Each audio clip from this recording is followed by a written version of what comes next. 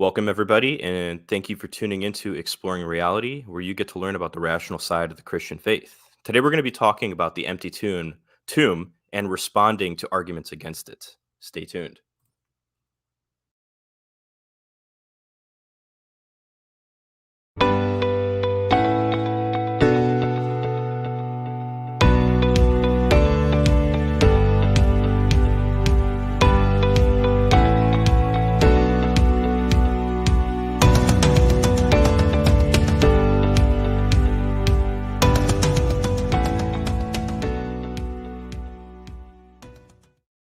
Going to give people a little bit more time to jump in here. Enjoy the nice stream intro music here.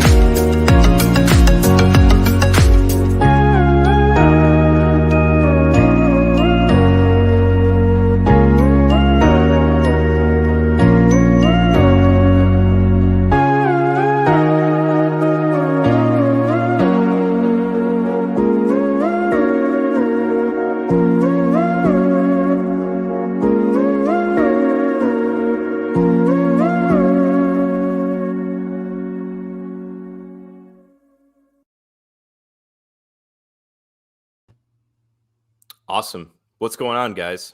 For some reason, we got people muted. There we go.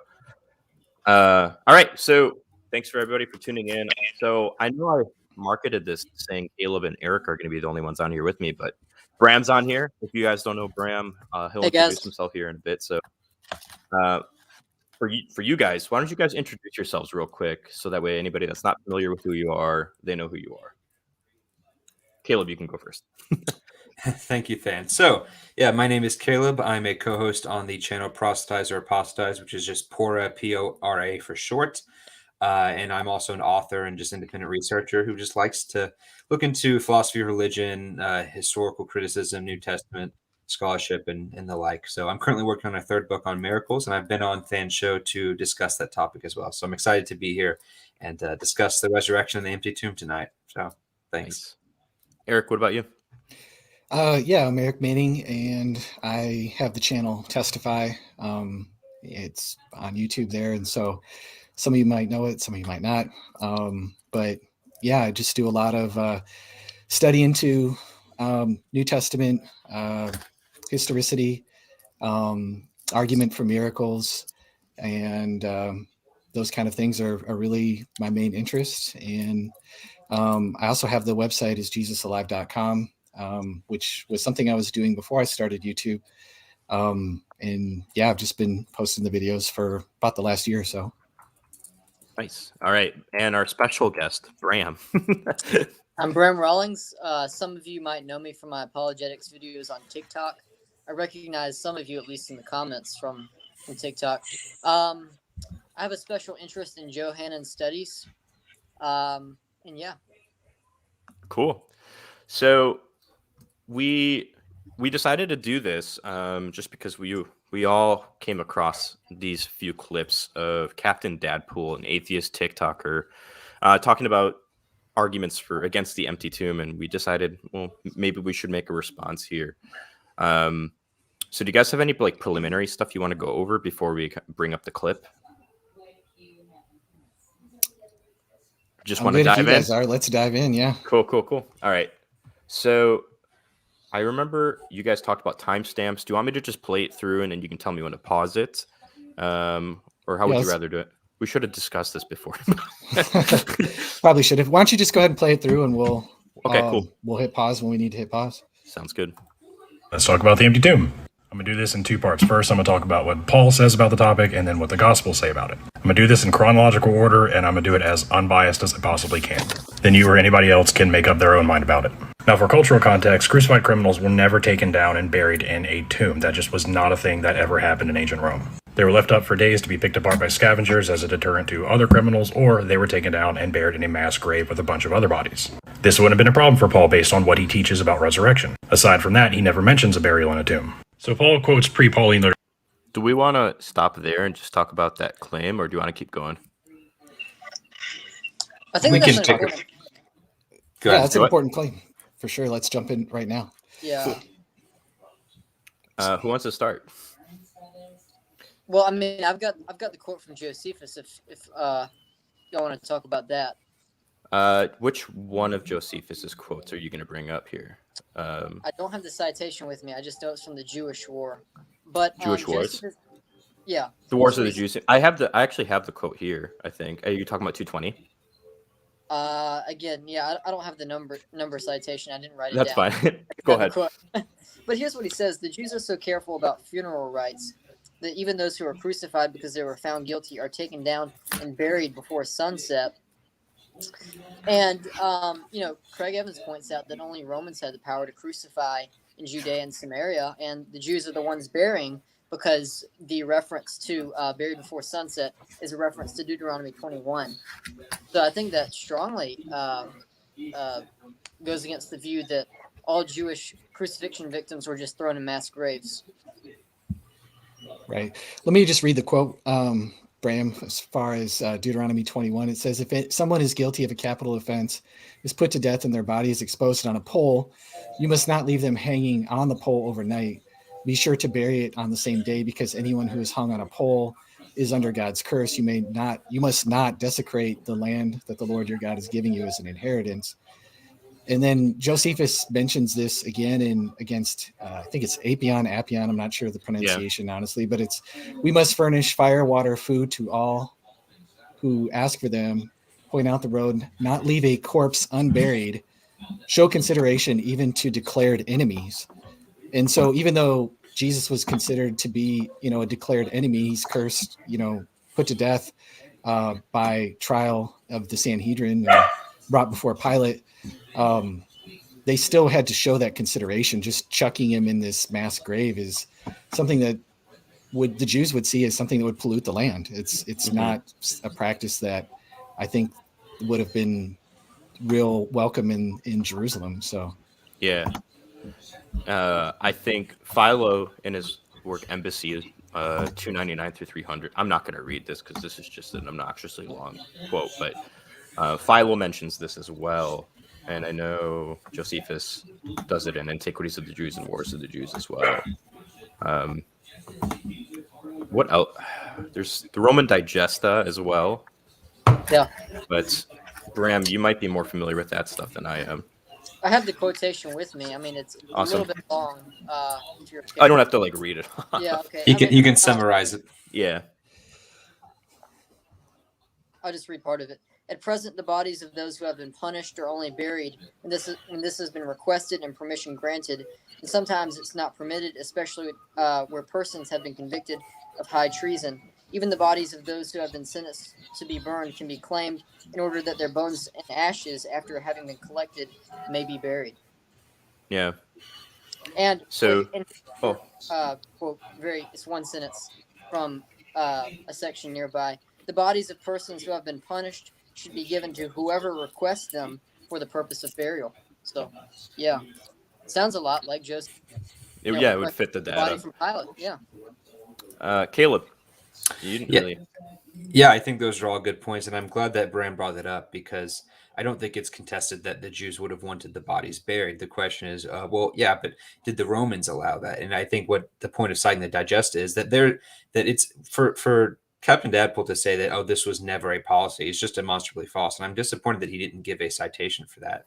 Although it is true that this happened often, I think, as we just cited, there were certainly exceptions to that. And there's nothing in Roman law that says, yes, you were required to leave a body unburied. As we just said, it was up to the discretion of the council member or the governor. So they could hear requests and they could decide whether or not to let the body down.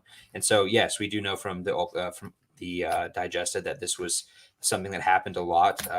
Again, Philo mentioned that Philo's talking about Alexandria. So in Jerusalem, where this was a big deal, and it was, a huge crime to have that happen. By the way, on Passover especially, Pilate was concerned with not starting a riot, and to leave a body hanging on Passover would have certainly started a riot that it would be almost impossible to imagine not being mentioned, among other things. So I think for all those reasons, it makes sense for Pilate, for political reasons, to put the body down. And I think the other two were buried as well, not just Jesus, to do that. And I also had a few more really brief quotes from the Jewish Simchats, because, we can cite stuff, but I think it's important to say, does this apply to Jerusalem specifically?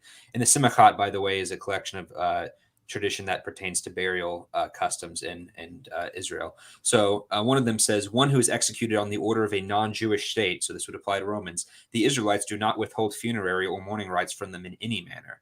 So they were still required to bury people, even if they were executed by the Romans and not by the Israelites. And elsewhere in the Simchat, it mentions people going to request the bodies be taken down. Now, it does say sometimes these were denied, but it still says people are supposed to go and request it to see if permission is granted, which is exactly what the Digesta says.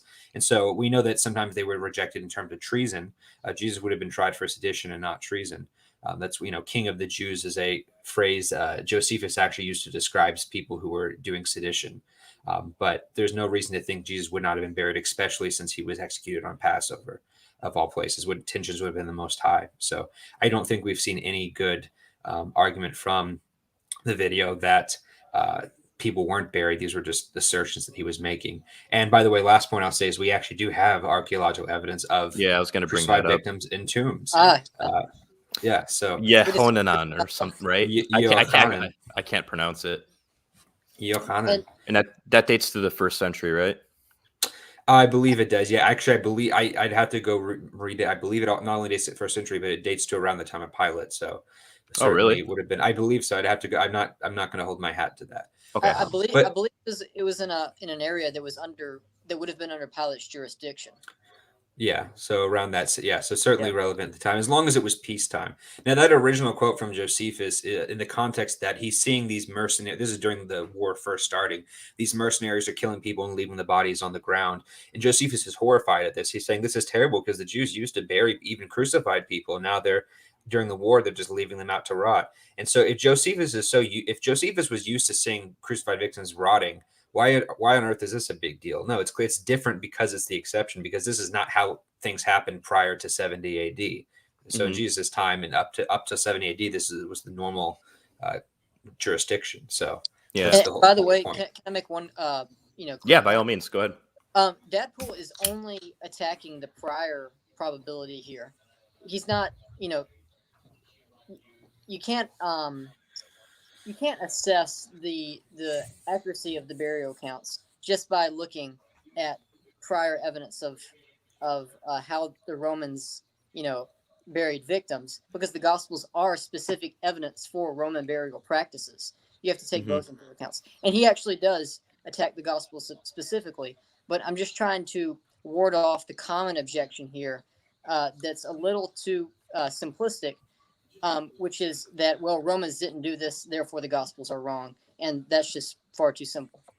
Yeah, it is. Yeah. Can I make one more point? No, but wait, I got all the time in the world tonight, so okay. I don't want to hog it. No, one other thing I was going to say is that when you look at the scholars that support this, from what I could tell of the literature, this is almost unanimous. In fact, the only sources I can tell that say that Jesus was not buried are from John Dominic Crossan. John Dominic Crossan back in the 90s, which is, a source about 25 years old. When did he change his mind again? I don't remember. Okay. And then Bart Ehrman, who used to believe in the burial, and Bart Ehrman's work in which he states that is not peer reviewed. It's not academic. It's a popular level book. And the frustrating thing about that is that Bart Ehrman actually works with Jody Magnus, who's one of the top archaeologists in Jerusalem. She's an expert on Jewish burial practices. And she published an article many years before he even wrote his book, where she flat out disavowed this view that Jesus would have been left on the cross. And she very much defended the idea that the burial in the Gospels is historically accurate. She didn't say that she believes he was buried. She's just saying there's nothing in the Gospels that contradict what we would expect. And so this is the same with Craig Evans. This is the same with Byron McCain, John Cook, who's also an atheist and does not believe that. In fact, even Richard Carrier, of all people, wrote a whole chapter defending the burial of Jesus, at least not thinking Jesus would be left on the cross. So the people who are saying this are in such a minority, and then most of the publications in this are not even like professionally published. So that's kind of what's frustrating, is that I honestly can't think of any archaeologist in a relevant field that believes that this happened. All the ones I know, as far as Kloner and Jody Magnus and Raquel Haklikli and other people, all don't believe this. So if the only people you can find supporting this are scholars who are not experts in burial, who contradict the experts in burial, who are not writing their work in peer-reviewed, published, I don't think that's a good sign for your hypothesis. Yeah. So before we move on to the rest of the clip, like, if we're going to steelman the position that Jesus was not buried, or that the Romans would not have allowed Jesus to be buried, like, what would be the strongest argument against it? Because I've yet to really find anything that... I guess the strongest one against it would be there are the text in Judaism that, like the one in the Simcha, that implies sometimes they were denied it. You could point to that, but I don't think that's that strong, because the only passage you can find that's relevant to Jerusalem where it says that also say, but sometimes they did bury them. So yeah, at best you could say, well, maybe it was requested but denied, but there's no reason to think that given the context. Right. Especially because we have positive evidence that he was buried. Yeah. I think even if we didn't have any sources of Jesus's burial, we could predict he probably would have been buried in a certain manner. And I think the other two criminals were also buried. Now I think they probably would have been given to their families if their families were there. And if not, they may have been put either in Joseph's tomb or maybe a burial plot for strangers that's mentioned in Matthew. We don't really know, but I think any of those are possible. Caleb, you don't think these would have been rock-cut tombs, do you?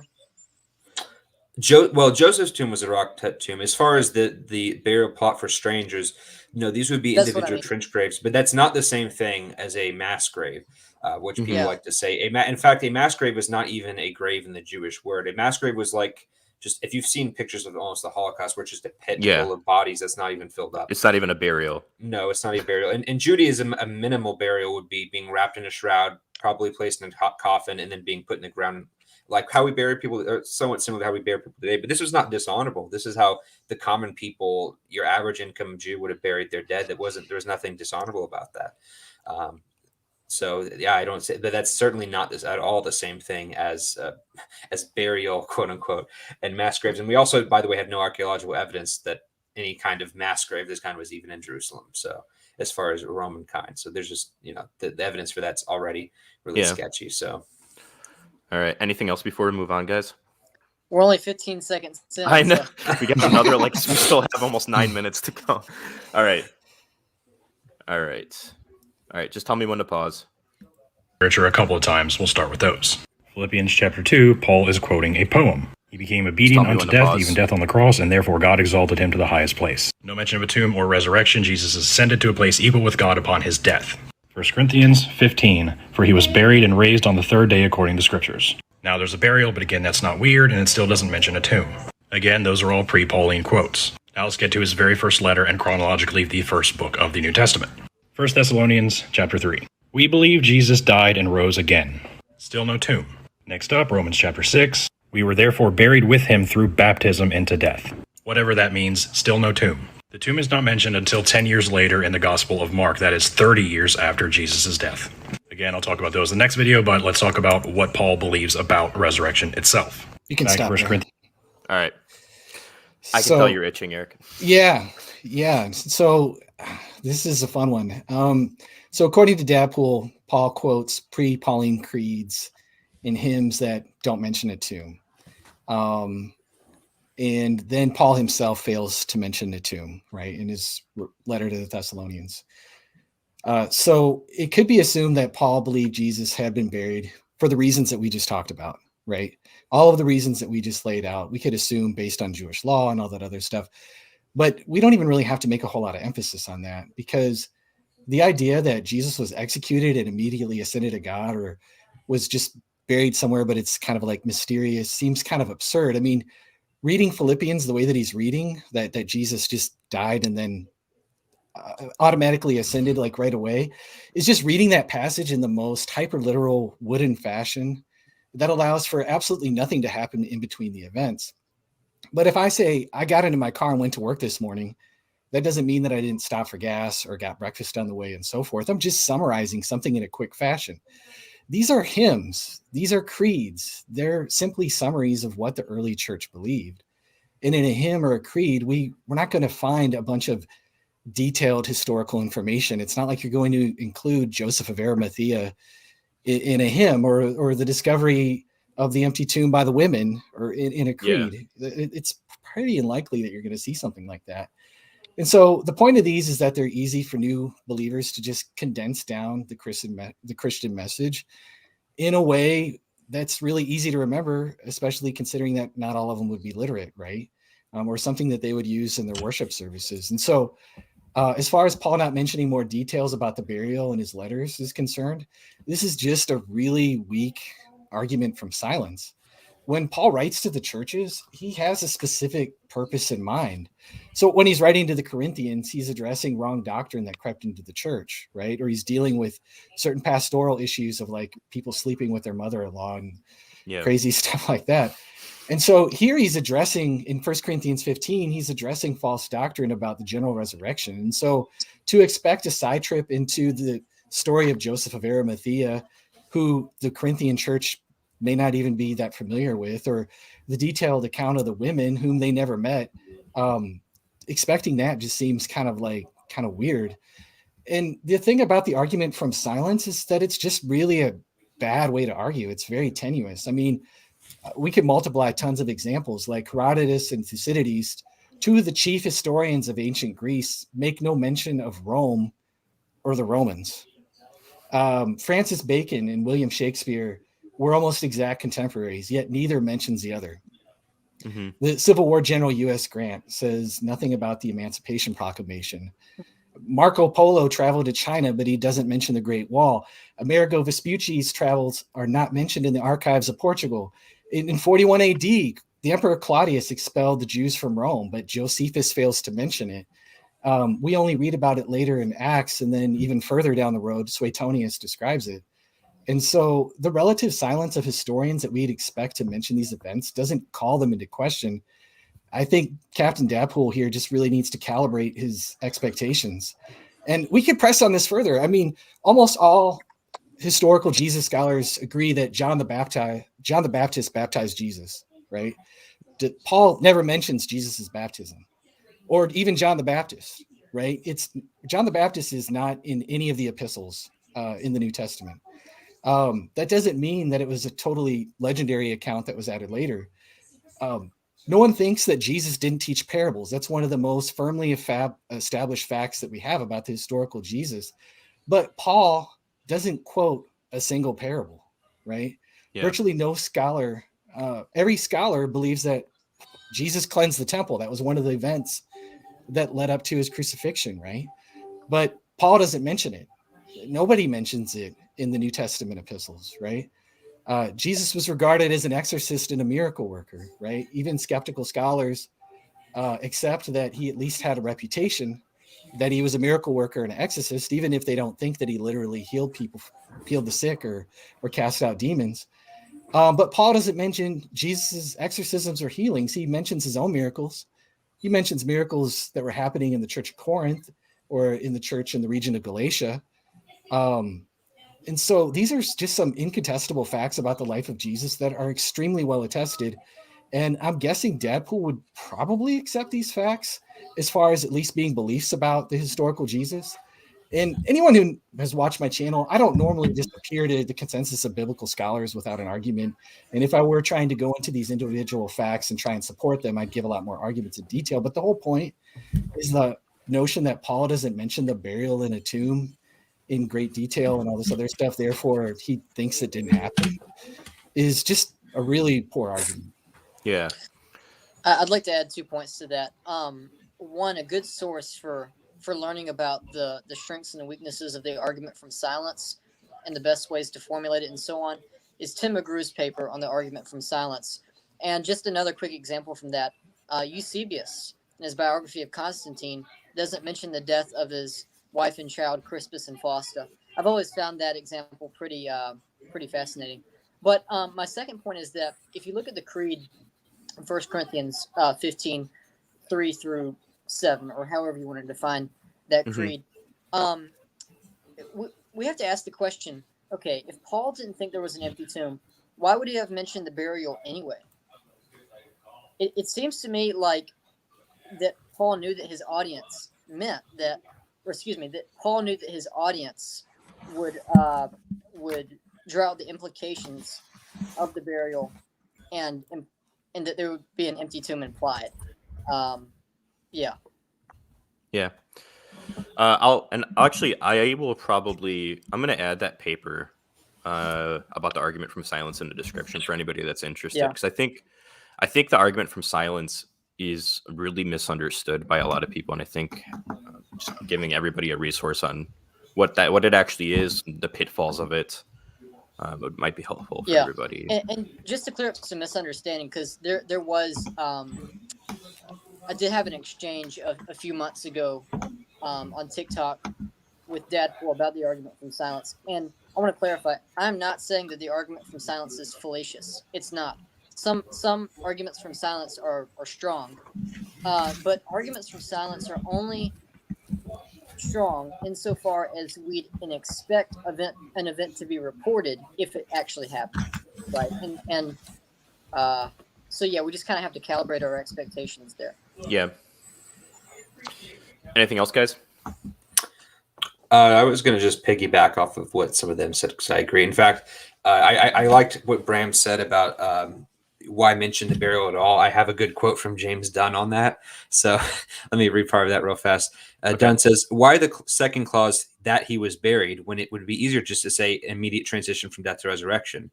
The most obvious answer is that the disposal of the body was the disposal of the body for burial was an important point in the earliest confessional statements, which probably reflects the place of the tomb narratives, burial, but also an empty tomb in the earliest traditions of Easter. So basically, Paul could have just said he died, he was raised on the third day, and not even mention the burial. So when we ask why did Paul even bother mentioning it at all, why was it such an important fact if they didn't know where the burial was? Who cares about that? And I think Eric made a good point as well with the references. I was going to mention the baptism one, and he took it, so he got that. But it's not just the fact that they're not mentioned; it's that they would have been useful to mention, because Paul mentions baptism in general in plenty of places. So he could have very easily said, "You shall be baptized just as Jesus, our Lord, was baptized," or "We are performing miracles just as our Lord performed miracles." You make these comparisons, but we don't see Paul do any of that, and yet, the consensus of scholarship is that Jesus performed faith healings to a certain degree, and that John the Baptist baptized Jesus. And so the fact that Paul doesn't mention these, by the way, if we want to use the same line of argument, Paul in that creed also never says Pilate killed Jesus. He just says Jesus was killed. For all we know, we don't know who crucified Jesus. Maybe Pilate is a later invention, right? But of course, no one. A literary device. A literary. Oh no. Yeah, which just makes it more complicated. We can look at examples from the Gospels. Luke does not mention Jesus walking on water, yet he knew the story because he used Mark as a source, and Mark mentions it. So Luke deliberately left this out. John knows about the ascension narrative because he implies it in John 20 when Jesus says, "I have not yet ascended to the Father," and yet John doesn't in his Gospel with the ascension. He leaves it out as far as the narrative goes. So these are times of people leaving out very extraordinary events. Even Acts, which was written by the same author as Luke, never mentions the empty tomb. In the creeds, they say he was. The rulers of Jerusalem executed him and buried him in a tomb, but God raised him from the dead.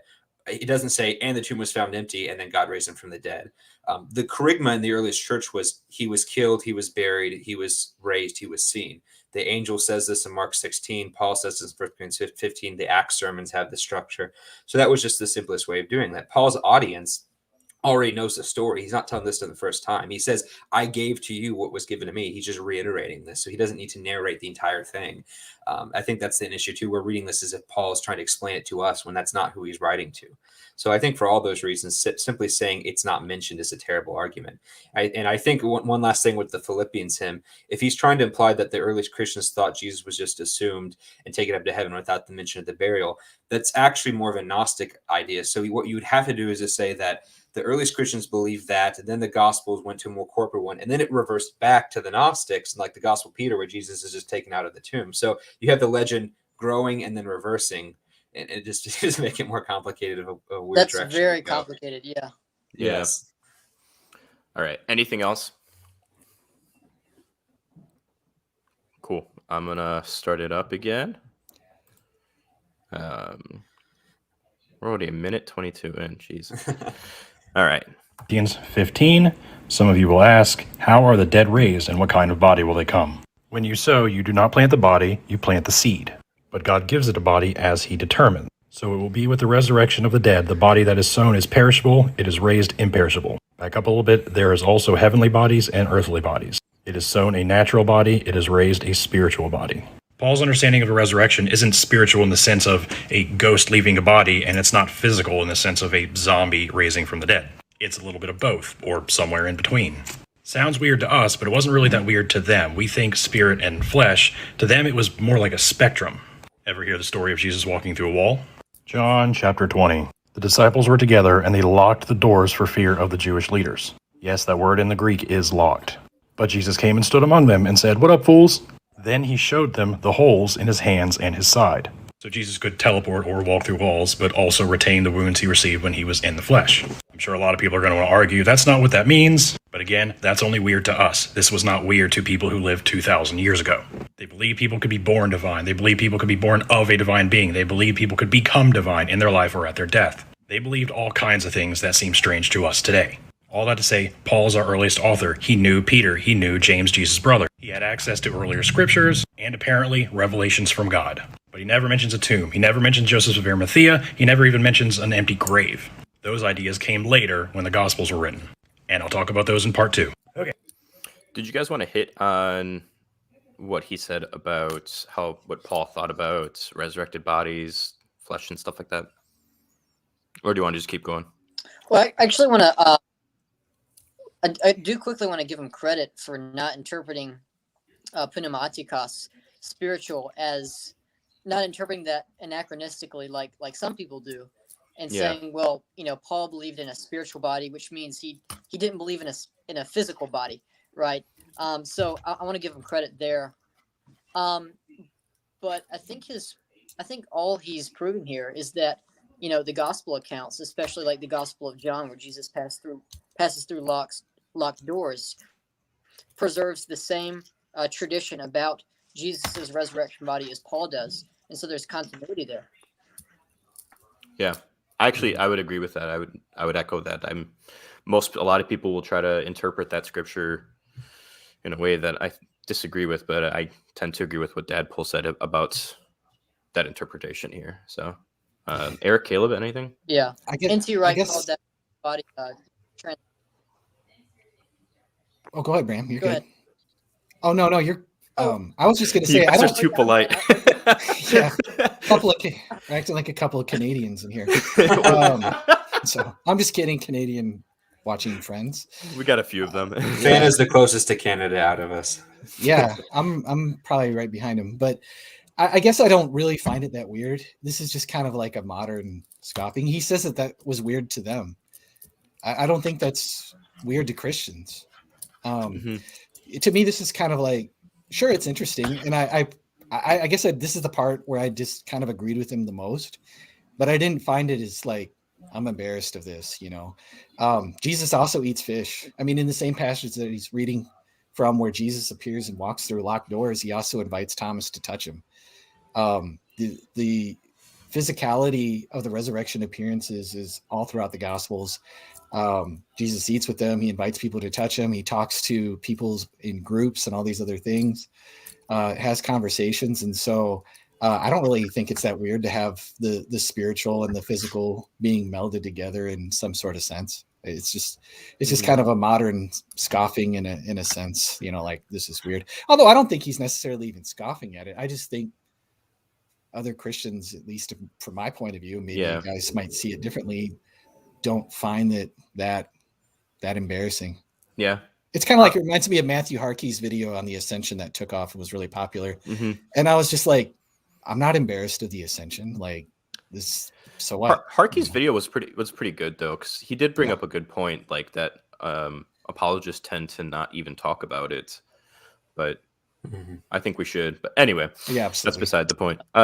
We have a bunch of Canadians in the chat getting upset.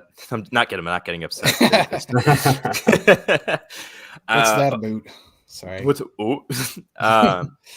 Cool. So one thing I want to make a disclaimer before we keep going on here real quick. Like, this isn't a Dadpool bashing session or anything like that. Like, if Dadpool's watching this, or if any of his fans are watching, we're attacking his argument on him. I think Dadpool's a cool guy. I think he's a smart guy. And I think everything he says deserves the respect of a sound rebuttal from an opposing position. Yeah, and if I could say something about that, I mean, one of the things that really kind of irritates me about social media is that it's too much of like a fight when it's like we're all interested in this stuff. To me, I just find this stuff fascinating.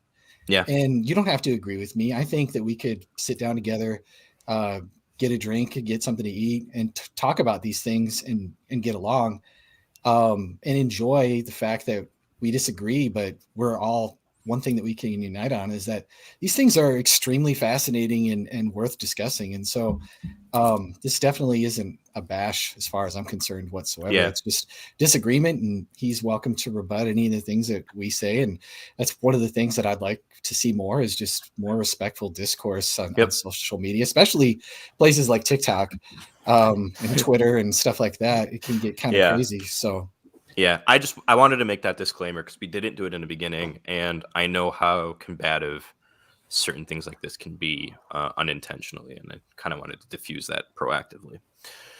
You guys ready to keep going? Let's do it. Part 2. In Part 1, I talked about all the things that Paul mentions and believes about the resurrection of Jesus, and how he never mentions an empty tomb or an empty grave or Joseph of Arimathea. Again, those are our earliest writings on the resurrection from 20 years and earlier to Jesus' death. Now we'll go to the Gospels in chronological order and see how the story continued to evolve. Before we do that, though, I'm going to show you that these stories now have a whole lot of narrative built around them, and I'm going to show you where that narrative almost certainly came from. Genesis chapter 50. Joseph's father had just died, so he went to the Pharaoh and begged him for the body of his father so that he could bury it in a tomb that he had dug for himself. Joseph, right? Now we go to Mark. And suddenly a wild Joseph of Arimathea appears. He is a prominent member of the council, and he asked Pilate for the body of Jesus so that he could bury it in a tomb. Now it's Joseph of Arimathea. The problem is Arimathea is not a real place. Some people try to argue that it translates into the land of the Lord or something like that in some generic sense, but strictly speaking, there is no place in the archaeological record of the existence of a place called Arimathea. Onward to Matthew. Before you go, You want Bram. to stop right here? Yeah. Before you go, I do really want to say I appreciate the Pokemon reference. I didn't grow up with Pokemon, so that went over my head. Yeah. He's fair enough. 18. He doesn't know. I know. I always forget Bram is a prodigy. So. Yeah, right. All right. No, Bram, But go while ahead. kids were playing Pokemon, he was reading James Dunn and he writes. So He was reading the All right. Septuagint in Greek. I wish. By the way, Thon, do you think you can take away the thumbnail? Because like while we're talking, Like it this? seems to slow down my internet and make people lag for me. Yeah, Okay. that works so much better. Thank you. Okay, so 2 points to make here. One is the point about Genesis 50. Two is the point about Arimathea. Or maybe I can give the Arimathea point to someone else if they want to take it. But I definitely want to talk about Genesis 50. So let me read again the verses from Genesis 50, which he says that Mark is basing his story off of. And I'm going to start at verse 4. And when the days of weeping for him were past, Joseph spoke to the house of Pharaoh, saying, If now I have found favor in your eyes, please speak in the ears of Pharaoh, saying, My father made me swear, saying, I'm about to die. In my tomb that I hewed out for myself in the land of Canaan, there you shall bury me. Now therefore, let me please go up and bury my father. There I will return. And Pharaoh answered, Go up and bury your father, as he made you swear. blah, blah, blah, blah, blah. With him went up all the servants of Pharaoh, the elders of his household, and all the elders of the land of Egypt, as well as all the household of Pharaoh, his brothers, and his father's household. I think that's good enough. Yeah. But, okay. So for the audience, can you kind of connect the dots there? Yeah, and what Dadpool is saying is that Mark took this story, reshaped it, didn't even change the name Joseph, and he made his own edition of it, his own version of it. But I think there's just way too many disanalogies here for us to say that that's plausible. One is that Joseph's father hews out the rock for himself. He doesn't hew it out for someone else. Where are the 70 days of weeping and the days of embalming the body and all these other things? There's just no explicit reference to here, and I'm having a little bit hard of a time understanding why he actually thinks this is plausible. I'm not trying to be rude or anything like that. I just really don't see it. So if anybody else wants to make a point about that, but before that, also his contention that Arimathea isn't a real town, I don't think is true either. Because we have a word in First Maccabees chapter 11 verse 34, which looks a lot like the word Arimathea in Greek, and also and that's a Greek word in First Maccabees, but also I believe it's in First Samuel. There's a word that looks like the Hebrew equivalent of that same town, and so I think this is another example of a town that existed. We just don't have any other archaeological evidence for, which was the case for Nazareth before we actually discovered Nazareth. Before we discovered Nazareth, Nazareth was only mentioned by Eusebius. So, yeah. Yeah, that's one of those. That used to be one of Richard Carrier's favorite talking points. Yes. Anybody else? Carrier's idea that Arimathea means town of the best disciples. Oh gosh. Yeah, it's just not true. Yeah. Caleb, Eric? Do you want to go, Eric? No, go ahead, Caleb. Yeah, I had a couple things on that. First of all, I think going back to something I don't think people defend enough is when people simply say things like, well, Paul is our earliest source, Mark comes later. I think that's a very rudimentary way of seeing it, because although Mark technically, well, I mean, we don't know when it was written. Maybe let's just say 70 AD for the sake of argument is what the mainstream scholarship says. Even then, the majority of scholars think that certainly Mark had earlier sources. Pre-Mark and Passion story is the one that comes to the most. And there's a lot of really interesting evidence that this story is actually extremely primitive, probably even more primitive than some of Paul's writings. I won't go into all the details, but I would recommend an article by Kirk McGregor back, I think, 2018, 2019, called The Ending of the Pre-Mark and Passion Narrative. And he argues, among other scholars, that this story is actually very primitive, and for a couple of reasons, that there's a lot of Aramaic Semitisms that make it very simple, that there's also a lot of, it's actually less embellished than Paul's account, because Paul mentions the scriptures. He says, according to the scriptures, he has titles like Lord. Mark 16 doesn't have any of this, at least the original Mark 16 doesn't. It's very theologically unembellished in comparison. And so there's, for this reason, and there's women witnesses, whereas First Corinthians has Peter be the first one. So for many reasons, there seems to be indications that this actually is a very, very early narrative, probably even earlier than Paul's. So I think people could even contest that this narrative is in fact later than Paul's writings. But even going back to the reference to Genesis, I think this is just an example of parallelomania, and the issue is that so many different scholars can't agree on what it's a reference to, and they're saying different things. Carrier thinks that it's, among other things, that it's a reference to Psalm 24. He also thinks that in Matthew's version of it, it's a reference to Daniel in the lion's den. Dennis MacDonald thinks this is a reference to Homer being buried and mourned by women, among other things. And Dale Allison, in his book on the resurrection, I think rightly points out the absurdity of this. In fact, he actually gives an example from 4 Baruch, which is undoubtedly later than Mark, and he tries to draw parallels from 4 Baruch and Mark, and he says, look, I know these parallels are dubious, but I can play this game too if you want, and we can pick out these similarities and how similar these two accounts are, and they're obviously independent. And so I think that's just a really bad methodology, and there's no way to falsify it, because as William Lane Craig says, among others, when criticizing this, the idea that there's so many parallels in fact makes this hard to support, because anything can be supported. And Yeah. if you say, well, look at all the differences, like Bram does, the fact that Jesus wasn't mourned is extremely surprising, because Jews had 7 days of mourning. It was a very big deal. In fact, I think it mentions in Acts and other places when Jesus raises people from the dead in the Gospels, it mentions the families mourning them at the time they mourn with Lazarus. No mourning at all for Jesus, probably because he was, this may have been certain Jewish customs. But if he was going to reference Genesis 50 of all the times to reference it, wouldn't that be the perfect one to? So you have to pick and choose and ignore the differences. And when people say, oh, but these differences just prove it because he went out of his way to change this and this to make it seem like he wasn't using it. Well, now it's just, conspiracy talk where it's not falsifiable, because there's the differences and the similarities support your hypothesis. So there needs to be some criteria to determine whether it's a legitimate parallel, and we can't just pick and choose. In fact, I've seen people on the internet try to say Joseph of Arimathea is actually a reference to Josephus, because in Josephus's book, Josephus is a Pharisee like Joseph. They both have similar names. Josephus sees 3 people crucified and is able to save one of them and takes them down. Joseph of Arimathea buries Jesus, and he's the only one. So you can pick these little similarities and say, aha, this shows that this is what he was referencing. You have to show a causal link. Yeah, especially. Exactly. Yeah, absolutely. And then, by the way, what significance does Genesis 50 have to the author of Mark? Like, where else does he mention this chapter? What theological significance? Why is Mark picking this particular passage? It just doesn't seem clear to me as to what this has to do with anything. And why doesn't it come up as even like a typological prophecy? It's not like a messianic prophecy. It's not even meant to be. It's just a very random allusion. It's like if he just opened his eyes and looked at a random verse in the Talmud. It's like, yep, I'm going to use that one. So it just seems completely unconnected. So among other things, yeah. Yeah, I mean, just the way Allison puts it very simply is seek and you will find. If you're looking for parallels, you will find them. Eric, you good?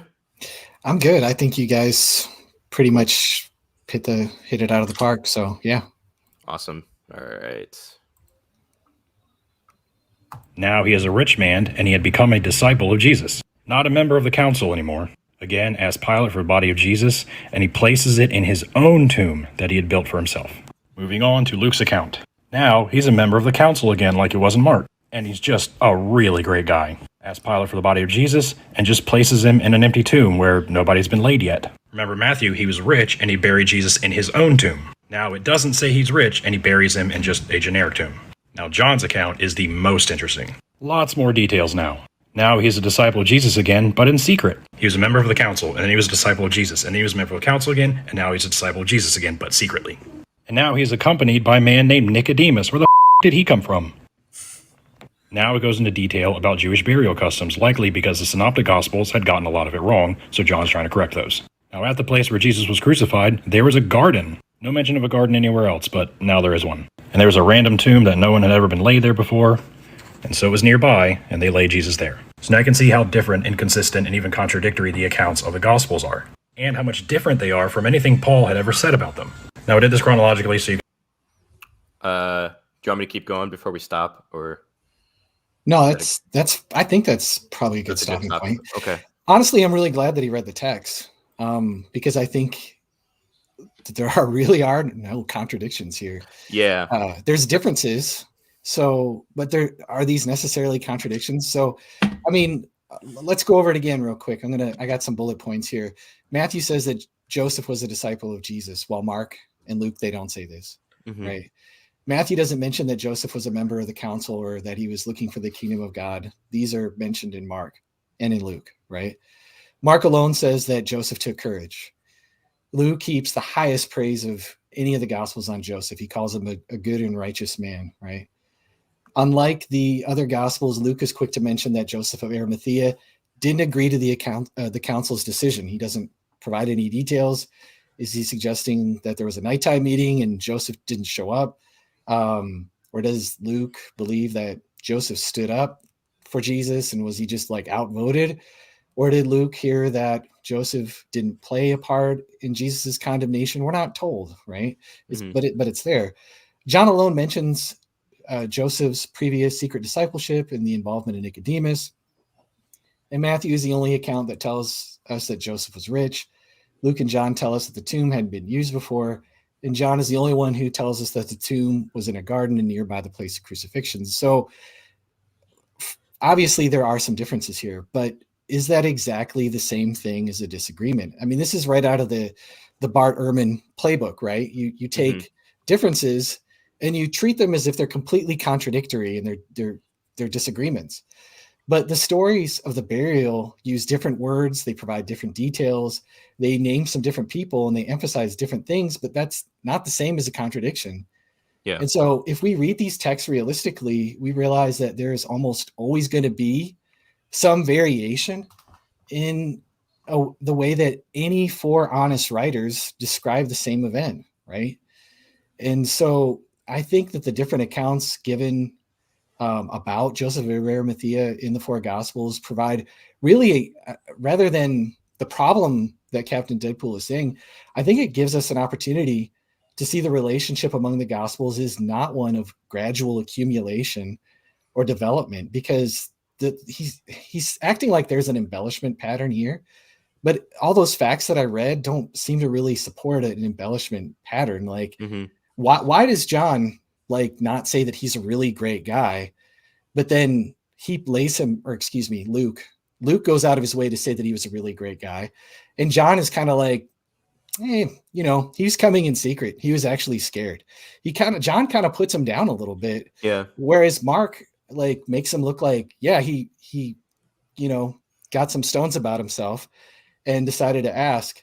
And it's just kind of weird. And so I don't think that they show embellishment. I don't think there's a really easy identifiable pattern here between the inclusions and omissions, which is what we would expect from genuine testimonies. And in their accounts, the different gospel writers show independence of judgment and detail. And I think that they actually complement each other quite nicely. There's actually a couple of different ways that I could show that. Might take me a few minutes to unpack. So I'm going to turn it to you guys real quick if you want to jump in with anything before I talk about a couple of those things, because I think the different details actually show that this is based more on eyewitness testimony versus the hypothesis that this is just something invented because somebody read Genesis and it just got carried from there.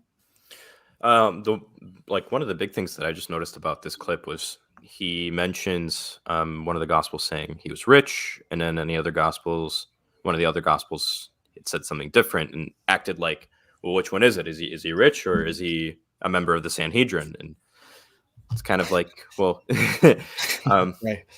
I don't see the tension there. So right. But yeah, so I'll jump in here real quick. So as I already said, Mark tells us that Joseph took courage when he asked Pilate for the corpse, right? And as a member of the Sanhedrin, this makes sense because Jesus was crucified for blasphemy. So Joseph was really sticking his neck out. Mark's account is more sympathetic towards Joseph. It says that he was looking for the kingdom of God.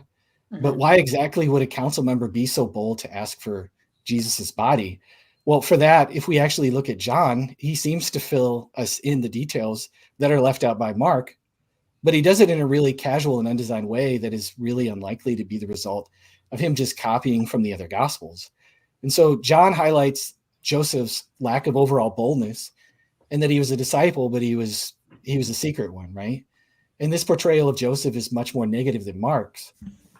Joseph finally gets, like I said, the cojones to make his discipleship known, but it's only after Jesus' death.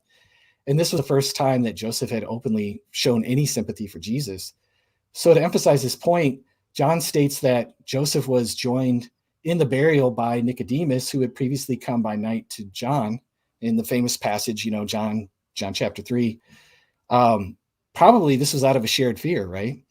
And so here we have two reporters who give the same facts of a different angle in their respective accounts. And the emergence of Nicodemus isn't just a wild Nicodemus appears. I'm almost going to do the Bill Cosby Pokemon rap there, but I'll restrain myself. No, I think it actually makes Pokemon. Sorry, it popped out there. With the hippin' and the hopping. All right, fans never going to invite me back on. No. I like this. This is fun. Keep going. You're not embarrassing me. No.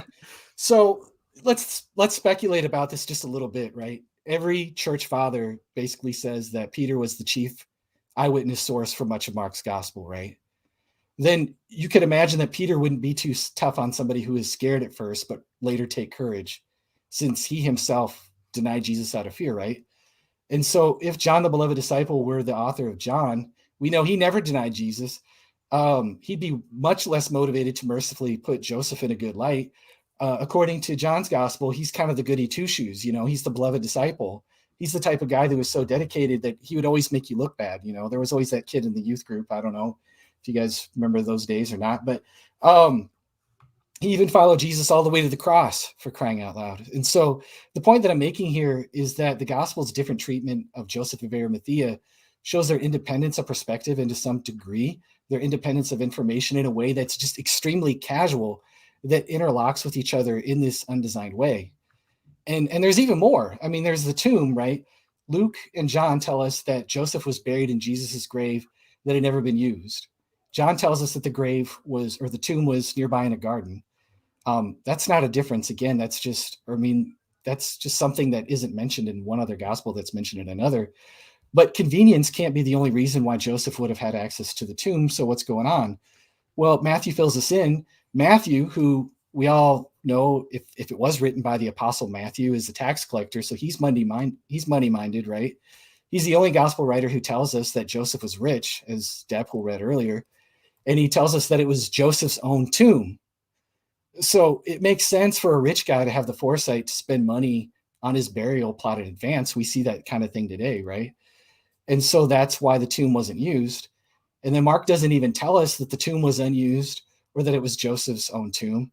So Matthew couldn't have got his info from Mark. And here Matthew explains another synoptic gospel, Luke as well as John. In Luke and John, the reader is left to guess that the tomb might be Joseph's, but that wasn't their focus. They don't mention that it was Joseph's tomb. They just show multiple signs of independence apart from Matthew at just this exact spot in the narrative. It's just kind of weird. And Matthew doesn't use the phrase in which no place or in which no one had yet been buried or any other similar expression, while Luke and John do. And so, as I've already said, Luke and John both record different things from Matthew. Luke emphasizes that Joseph of Arimathea was a good guy. And if Luke followed Matthew's description of the burial, we might expect him to emphasize Joseph's own tomb as an extra reason to praise him, but he doesn't. But we read in Luke that Joseph was a member of the council, which Matthew doesn't mention, that he didn't agree with the council's condemnation of Jesus, which Matthew again fails to mention, and that he was waiting for the kingdom, which Matthew doesn't explain. Luke has some aspects that are missing from Mark, but Luke is clearly independent enough from Matthew that we could be sure that it isn't just drawing from Matthew's word, new tomb, to the conclusion that no one had previously been buried there. So also John mentions Nicodemus, Joseph's secret discipleship, and the fact that the tomb was in a garden, and the number of spices and all that other stuff, none of which are mentioned in Matthew or any other synoptic gospels. And so I guess what I'm trying to say here, that was kind of a lot, but despite all these differences, both John and Luke agree that no one had ever used the tomb before, but only Matthew explains how Joseph gained access to a tomb and then no one had ever used it before. So very far from contradicting each other, I think these sources actually interlock in a way that points to the truth of the narrative. And this is the way eyewitness testimony looks. The accounts look very different, but one witness casually leaves out a detail that another one just happens to fill in a way that doesn't appear to be by design whatsoever. And so I think this stuff, all these things that CaptainDadpool is reading, they're not differences. In fact, they explain each other in a way that's completely undesigned. Yeah, Eric, I think those are all great points. I mean, the saying that I always come back to is that we're looking for, actually I should put it this way, these gospel accounts have general agreement, substantial agreement with circumstantial variety, right? Another point I want to make about John's gospel is that he says, where does this Nicodemus guy come from? Which I actually think it's a fair question. Why don't the other three gospels mention him? Well, I think the evidence from John's gospel and from the patristic writers shows that John, when he was writing his gospel, he had a supplementary function for the gospel in mind. In other words, he knew the synoptic traditions. At least he definitely knew Mark, which Richard Balcom has argued in a really important essay called John for Readers of Mark, if you want to check that out. But, chapter 3, verse 24, chapter 11, verse 2 show that. If you want to check out those references, you'll see what I mean if you read them, but I don't have time to go in that right now. But anyway, so John knows at least some of these synoptic traditions, and he is intentionally supplementing his gospel, providing information that is not in the synoptics, but doing so intentionally, right? And so it's not a surprise that he mentions details and people that just aren't emphasized in the synoptic traditions, which have more of a focus on Peter, right? Also, John is very up close to the facts, in my view, which is why he mentions all these details. Like in John chapter 6, when Jesus is walking on the water, he says that, we had traveled, he doesn't use we, but I think he was the author of the gospel, so I'm just saying that. Yeah. We had just traveled 5 or 6 furlongs, and he uses numerical details and details of place more so than the synoptic writers. So I don't think the presence of Nicodemus is actually very surprising on this view. Yeah, that's one of the things that I like to talk about, especially when it comes to John, because a lot of people like to say that John is more theologically inspired and all this other stuff, but John has a lot of details in his gospel that kind of points the other direction. He's very, like how Dr. Lydia McGrew likes to say, he's very empirical. He likes to point to a lot of specific details and get a lot of facts together rather than just kind of make generalized statement, right? Yeah. And B.F. Westcott, if y'all ever get a chance, you can download B.F. Westcott's commentary on John for free on the internet because it's in the public domain now. And I'd suggest reading the first little section he has on the internal evidence for John's gospel. And he has an excellent treatment of John's love for authentic eyewitness detail. And it's very good. Believe it or not, it's not outdated. It's still a very influential essay. You want to give me the link to that after this, Bram, and I can put that in the description as well. Yeah, absolutely. Cool. Anything else, guys? No, I was just going to say people need to know what a contradiction is, because I think, as everyone said, it's not mutually. You could say that Fan is a husband, a weightlifter, and a podcaster, and those are different, but they're not necessarily a contradiction. A contradiction would be things that are mutually exclusive, like a square circle or an honest politician. That second one was a joke, but still. I don't see it as being an issue at all to say that a Pharisee is rich. That's entailed. It'd actually be more surprising if he wasn't. You would more rich. predict, you would kind of predict that a Pharisee would be wealthy. Yeah. Right. Cool. All right. See how the story evolved and was embellished over time. And if you keep going and start looking into the Gnostic Gospels, they get embellished even further to the point where Jesus resurrects as like 1,000-foot angel. So you want to go back as far as you can to get a better idea of where these stories started. And in this case, the earliest accounts we have are Paul and the scriptures that he had access to, none of which mention an empty tomb. They do mention Jesus being resurrected and appearing to his disciples, but it's not a resurrection that would necessarily require an empty tomb. I have another tangent I want to go off on about this, so I'm going to go ahead and do a part 3, but I'll probably do that later. But for now, hope that helps. All right. Do you guys want to say anything about his point on Gnostic Gospels before we go? Can I just say that I'm confused as to what, because earlier I agreed with him on his view of the resurrection body, but if he's saying Paul didn't necessarily believe that the tomb would have been empty, I'm kind of confused as to what he's trying to say there. I think his overall point here is that nobody really knew what they believe. Like the central or original Christian belief in the resurrection wasn't as concrete as what Christians today might think, because you have different sources saying different things, like the Gnostic Gospels, and he's trying to make the argument, I think, that over time you can see how these beliefs have changed, and he's going to probably, and then from what I remember, as we go on to the video, he's going to kind of make a victors make history kind of argument. Okay. But I didn't know if you guys wanted to say anything about that before we go into it. That's all.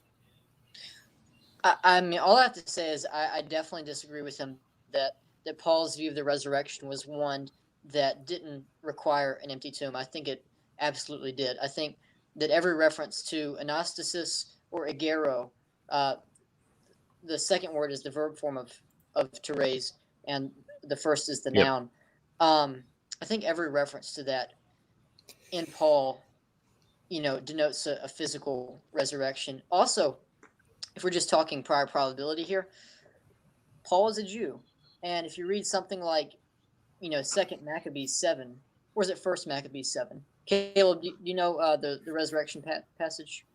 I don't know the reference, but I think I know what you're referring to. And by the way, he wasn't just a Jew. I can he look was it a, up quick. He was a Pharisee too, by the way, because Jews did have, like, the Sadducees believed some different things. But yeah, Paul was a Pharisaic Jew in particular. So I'm pretty sure it's 2nd Maccabees chapter 7. I mean, that text, it shows a very, physical. Yeah, it's 2nd Maccabees 7. Is that where they're describing being dismembered and how they'll get their parts back and the Yep. when they're yeah. Their body parts, yeah. Yeah. Awesome. All right, I'll put the video back up. Part 3 of the tomb and resurrection. So first, it's important to remember that after Jesus' death, they didn't have anything to go off of. At least not at first. So what happened was stories began to circulate well before anything was written down and then circulated. Stories spread much faster than scripture. Now, only about 3-ish% of the population was literate at the time. So by the time they got to someone who could actually write them down, you can imagine how much changing has occurred. And even once we started getting writings, we didn't really have a New Testament until 300 years later. And the Gospels we use now are only 4 of like 44. And there were way more epistles than that, many of which were claiming to be written by Paul. The picture I'm trying to paint here is that people didn't know what to believe. Some groups seemed to believe that Jesus ascended to heaven straight from the cross. Some became Dosists, who believed that Jesus was entirely a spiritual being. The Samaritans believed that Jesus had a twin brother, and that's who they saw after Jesus was crucified. Some groups came up with their own gospels. Some groups used a version of the gospels that we have that was a little bit different. The Ebionites used a version of Matthew's gospel that didn't have the first 2 chapters, so they didn't believe in the virgin birth. The Marcionites used a version of Luke's gospel, and they believed that the God of the Old Testament was a completely different God from the God of the New Testament, who Jesus represented. Different Gnostic groups started popping up, and they believed all kinds of other things. Christians today have different theologies, different doctrines, different ways they think church services should be held, but they all pretty much universally agree on the resurrection of Jesus. There is a reason for that. That is by design. But among early Christian groups, there was no such agreement or consistency. The version of Christianity that we have today is the one that won out in the end back then. They were the most successful in their proselytizing, and they fancied themselves Orthodox, and everyone else were heretics. They had heresy hunters that would actually go out and spread rumors about these other Christian groups. We have records of this. This group over here performs child sacrifices, even though that wasn't true. This group over here, they have very graphically described orgies, even though that wasn't true. History is determined by the winner, not the most truthful. Modern-day Christianity is a very good example of that. But let's say, for sake of argument, that there was... All right, he's changing subjects after this. Do you guys want to say anything? Oh, man. What did he open up his... What? Yeah, where did he begin? I completely forgot. He saw different Christianities, different Christianities, and that history's by winner. No, before that. He was talking about how the oral tradition spread and it got all probably mixed up and before anybody wrote anything down and all that other kind of stuff. I think we should talk kind about of the point that I was trying to make before we started again. Does anybody want to talk about oral tradition?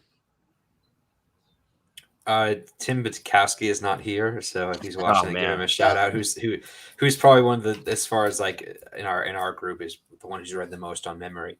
I just want to say that from what I've seen, the criticisms of oral tradition, you have to be careful not to be overly selective because there's arguments on both sides as far as specific groups. But I think it's very naive of us as 21st century Westerners to look back and say, oh, people were illiterate and they would just change stories and didn't know what they were talking about. Whereas when we look at, there's certainly, certainly very accurate elements of oral tradition. The Mishnah, which is written about 200 AD, but talks about stuff in the Second Temple period, actually has gotten many things right as far as archaeology. When we go and we dig up, like it says the graves are this measurement, and we find the graves are accurate. Same with Jewish teachers would have to memorize, I think the first 5 books of the Bible by a very young age. In fact, they did one study of a group. This was these were like Aborigines in Australia, but they were an oral culture, and they had accurately preserved a story about like a flood and a tsunami in that region for 1,000 years. And when they looked at the geography, it was actually geology was very accurate with how they had been preserving this for orally for 1,000 years. So to say oral tradition is just not reliable is very grossly exaggerating. You really have to look at the details being presented. And so I don't think you can make a broad statement either way. I think what Dadpool is doing is he's being very distancing. He's trying to create a lot of distance between the apostles and the gospels. And that's just a premise that maybe other apologists are willing to grant. I'm going to contest that heavily. My entire channel is dedicated to showing that the gospels are written by the authors the traditional authors, and I know Dadpool has a lot to say about that elsewhere, and that they're rooted in eyewitness testimony. I mean, like Bram was just talking about, he believes that John is the author of John, the beloved disciple, and there's a lot of reasons for that. I mean, he mentioned some of the internal evidences, right? I mean, I have like tons that I could go through. It would probably make this a much longer video. Yeah. And we're getting off kind of on a whole different subject here, because it starts with empty tomb, and then it just basically he's just kind of poo-pooing the Gospels at this point and saying that they're not eyewitness sources at all. It's just a bunch of oral tradition that was spread and eventually written down. And I would say absolutely not. That's not the case at all. I think Mark was rooted in a lot of Peter's testimony. I think if you read the book Jesus and the Eyewitnesses by Richard Bauckham, there's a lot of good arguments there that it was rooted in Peter's testimony. I think that there are names of specific people in Mark's gospel, like Rufus and Alexander, that Bauckham talks about, that these are people that where Mark's gospel was written. These are Simon the Cyrene's sons. They would have been familiar with, and that's why they're not mentioned in other gospels. I think there's a reason why Bartimaeus is the actual named person who was healed of blindness in Mark's gospel, because again, it was rooted in Bartimaeus's testimony, and the people in that community would have been familiar with Bartimaeus. I think there's good arguments for Matthew, and this one I'm sure will generate some scoffing from some people or whatever, but that Matthew is actually the Apostle Matthew and wrote down the Gospel of Matthew. And so what he's trying to do is he's just trying to create this great distance, and this would be like a whole other hour-long video or even longer to get into all of that. But I would just say, I don't really care if it's unpopular and it's not granted amongst a bunch of scholars. I'm going to take the burden of proof, and I'm going to try and argue. I mean, even in Luke's prologue and in John, they're both referencing. John is saying, I'm an eyewitness, and Luke's prologue is saying, I'm interviewing eyewitnesses. And so this oral tradition and everything was spread and yada, yada, yada. No, these are people who interviewed people or were close up to the facts. And there are arguments and ways to show that because they dovetail in lots of ways with external evidence of history and different things like that, in ways that are very indirect. They dovetail with each other, like for some of the examples that I just showed between the burial accounts with Joseph of Arimathea that show that they're rooted in eyewitness testimony. There's so many different ways that we could go, but like I said, that would be a whole series of videos. And so, I just would dispute that we don't have to accept this distancing thing. Yeah. And I'll also say that. Oh, I'm go ahead, Bram. Oh, no, go ahead. Well, the point I was going to make about oral tradition is that he's just assuming a very loose oral tradition, what Kenneth Bailey calls an informal controlled oral tradition. This is the kind of oral tradition where you have two people get in a vocal dispute somewhere in the street, and then a crowd forms, and then 3 months later, the story turns into two people got into a bloody massacre, right? But we just don't have any evidence. In fact, we have a good amount of evidence to the contrary, that the Christians, the Christians' oral tradition was controlled in this way. And I think there's a good amount of evidence to show that the Christians placed a lot of controls on their oral tradition, because they were passing on the words and deeds of their Lord and Savior. And, despite what the form critics said in the 20th century, they just didn't feel free to invent entire scenes and invent entire sayings, just for the sake of the Sitzum Leben, the setting in life or for the purposes of the church. They made a very clear distinction between the Jesus of history and the Jesus of faith. And that distinction is a little ambiguous, and I don't like it very much. But all I mean is that the Jesus pre-resurrection and the post-resurrection exalted Lord Jesus. That's what I mean. Mm. And I was going to... Right? Go ahead, Bram. I'm not going to say anything related. Yeah. You can see a very controlled oral tradition, by the way, in, things like embarrassing details in the Gospels, the failure of the Gospels to address issues and debates that were raging in the early church. We don't see Jesus talking, for example, about circumcision. You do see Jesus talking about circumcision in the Gospel of Thomas. You don't see him talking about circumcision in the Gospels. But how convenient would it have been if the early church felt free to just put words into the mouth of their Lord to have their Jesus address something like circumcision or speaking in tongues, etc. So yeah, there's a lot that could be said about oral tradition, but my point is that there are a lot of very good arguments for a controlled oral tradition, and so it's not very fair of Dadpool to just assume this very loose view of oral tradition. And also, I concur with everything that Eric said. Yeah, I'm sorry, Bram, didn't mean to jump over there, but basically, a lot of the people, the different groups that he's bringing up, I mean, these are a lot of them are later groups. This whole idea of the canonical gospels are the gospels that won out. Well, maybe that's based on good reasons. Yeah. A lot of these gospels, even the most skeptical of scholars, are going to date far later, whereas the canonical gospels are going to be dated much earlier. The reason why they are quoted by the early church fathers more than anything else is because they were believed to be put in based on apostolic testimony. A lot of these guys, like Polycarp, quotes the New Testament Gospels and a lot of the epistles.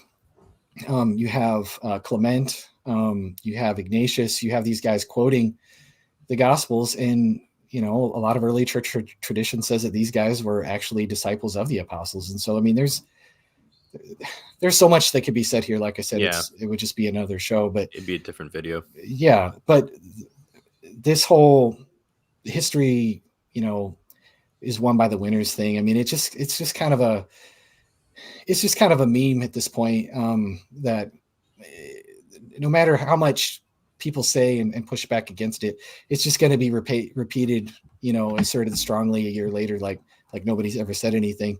I would just encourage people to get both sides of the debate. And there's a lot of different places that you can look. Charles Hill has a really good book called Who Chose the Gospels. Very good. He also co-authored a book with Michael Kruger and Andreas Kostenberger. I'm probably saying that name wrong, called The Heresy of Orthodoxy. That really gets into these matters of history being decided by the winners and who's in and who's out and all that other kind of stuff. And so if you're really interested in those kind of issues, besides reading Bart Ehrman, read those two books. And they interact a lot with the skeptical views. And I think, make up your own mind from there. Yeah. F.F. Bruce's work on the canon is very good as well. Yeah. Bruce Metzger's, you're saying? F.F. Bruce. Oh, my bad. Okay. I haven't read Metzger on this issue, but I know that he has written something about it. Yeah. Well, hey, because this point came up, we should do a streams one day on authorship and all this other stuff. So I think that'd be helpful. Nice. But, Yeah, absolutely. Yeah. I also heard that I forgot if it was Lacona or Craig is doing a book on the canon, but I'm not sure that that's necessarily the people you're going to as far as this methodology of apologetics. But I just threw that out there. Fair enough. I didn't know that Lacona was doing that. I don't know I think it was either Lacona or Craig, but I can't remember. Craig's writing a systematic theology right now, and I assume he's going to have something in there about the canon. Huh. I don't. I could have sworn Lacona said something about him doing the canon, but I'll have to go look it up. So I won't. Okay. I won't hold that Lacona might. He does accept traditional authorship. I mean, I will, even though I have a lot of disagreement with Lacona's methodology, he does accept traditional authorship. I think the way that he makes arguments, again, is very distancing. They don't kind of make sense in some ways if you do accept traditional authorship. But again, that's a whole other topic. Oh, I did want to bring this up really quickly, if we have time. Don't let me go too long. But he did briefly mention CaptainDadpool. That is the 3% number, which Bart Ehrman uses. That 3% of Palestinian Jews were literate, and the rest of the 97% were illiterate. That's based on a study by Catherine Hedzer called Roman Literacy in Jewish Palestine. And I haven't gotten a full access to that book yet because it's like upwards of $200, and I just don't have that kind of money. But her work has been very disputed. And, for example, Gregory Snyder has criticized Catherine Hetzer for her methodology. And Snyder says that that Hetzer, she omitted the evidence from Qumran of the Dead Sea Scrolls written by the Essene Jews at Qumran, and she didn't factor that into the literacy rates of Palestinian Jews. And so there are also reviews by guys like Brian Wright, which you can check out. I might send you those links, Don, so you can put them in the description. Yeah. But yeah, so my point is that I'm not trying to refute Hetzer here because I'm not an expert on her work, and I'm certainly not an expert on the question of literacy rates. I just know that we can't go in assuming this very low number because it is very disputed. You have to have arguments for one side or the other. Yeah. All right. Empty tomb. Apparently that must mean there was a resurrection. It couldn't be because the body was stolen. That would be absurd. I know you just started, but I do really want to say this. I don't know of a single person that says, oh, the empty tomb proves the resurrection. Or I don't know of a single person that just kind of points to that and says, like, oh, the empty tomb, well, there has to be a resurrection. I feel like I need to correct that because I don't know of any respectable apologist or Christian defender, whatever you want to call us, right? That just says the empty tomb is the proof of the resurrection. I don't know any lay apologist does that. Yeah. I know one person who said that, and they were not a professional apologist. So, Okay. but I wasn't defending them. So, but I agree that's a caricature of what people try to say. Cool. It couldn't be that the women went to the wrong tomb. That would be absurd. Couldn't be that Jesus actually survived and left on his own. That would be absurd. Could be that Jesus actually died and it was his twin brother that they saw walking around. That would be absurd. Couldn't be that his closest followers all had a bereavement-induced hallucination. That would be absurd. And they would be all pretty wild out there ideas. But they would all be naturalistic explanations as to why the tomb was empty. To say that none of those things could possibly have happened, thus the resurrection is the most likely answer, is by definition an argument for incredulity. No one has ever... Okay, so go ahead, Caleb. No, I think it just shows that he misunderstands how inference the best explanation works. So first of all, no one ever said it's impossible that it couldn't possibly happen. Mm-hmm. It's a probability issue, first of all. And it's also the issue of explanatory power, explanatory scope, what best explains it. So while something like the swoon theory technically can explain it, you have to look at prior probability, plausibility, and all this stuff. How much could it explain it? Because he's true. If you say the women went to the wrong tomb, then although, however ad hoc that is, then you also have to add an additional hypothesis of bereavement hallucinations, which we haven't even brought up in this discussion, by the way. And he didn't even bring up in his video as far as the appearances. But that's where it's relevant. And it's also the idea that you have to look at there's issues with each one of those. So I think the best one you could appeal to is theft by a third party, but the other ones he mentioned, like Joseph moving the body, doesn't really make sense as to why Joseph would leave his tomb and then open with the stone rolled away to be exposed to animals, and why he'd do this in the middle of the night. Mm-hmm. Or women going to the wrong tomb, that's something that could be pretty easily corrected the next day. Exactly. So just saying, oh, actually, guys, he's over here. And among other things, the swoon theory, I think Strauss even criticized that 150 years ago, where he said even if you grant all of that, they wouldn't say, oh my gosh, Jesus is alive and risen. They would say, oh my gosh, let's get him to a doctor. So among all those different points, I think that you don't just say, well, the resurrections, you look at these other ones and say, well, here's like they lack explanatory power and all this stuff, and that's typically how Bayes works. Yep. I don't have to get to complicate Bayes theorem here, but just the idea is that you look at what you predict on your hypothesis and what you would, and how surprising it would be if the hypothesis was false. So if Jesus was resurrected bodily, the predictions that there would be an empty tomb is very high. It's actually it's almost one because it's entailed. If it wasn't empty, then it would be incoherent. And so forth. The appearances is also fairly high. Whereas if Jesus did not raise from the dead, the probability that he'd have an empty tomb is not at all very high. It's also even less high that people would see him at, and so forth. And there'd be conjunction of these things. So that's kind of how you have to think about this. Yep. In terms of that. Yeah, to put it real simply, I mean, when something can be explained without difficulty by supposing a miracle occurred, but not without larger implausibility by assuming that a miracle didn't occur, that's evidence for a miracle. I mean, it's just that simple. And he's offering all of these different alternate explanations. But I mean, I kind of want to bring something out as far as resurrection. I mean, there was a lot of first century Palestine people who were Messiah type figures or prophets or miracle workers and different things like that. What happened when those guys died? They stayed dead. There was crickets. Like there's nothing, right? We got no information, right? They were dead, and we don't have any stories of them continuing to have a following really much afterwards for very long, right? I mean, we got like Simon Bar Kokhba, who claimed to be the Jewish Messiah or in the early 2nd century. When he died, what we found was exactly what we would expect. They lost the following. Actually, I think I don't remember if this is the citation is, but I remember hearing that some of Bar Kokhba's or one of the relatives, actually their disciples abandoned them and denied knowing them because so they wouldn't get executed. So just that parallel is interesting. Yeah.